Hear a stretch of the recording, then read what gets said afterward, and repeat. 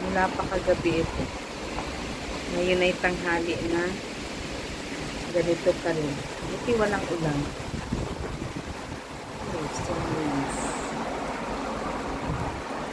Some parts of France wala ng kuryente.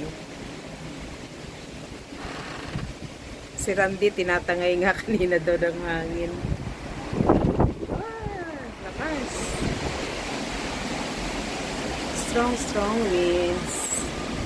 Careful ang mga yung mga malapit sa mga puno. Yung ibang train hindi na nagbabiyahe.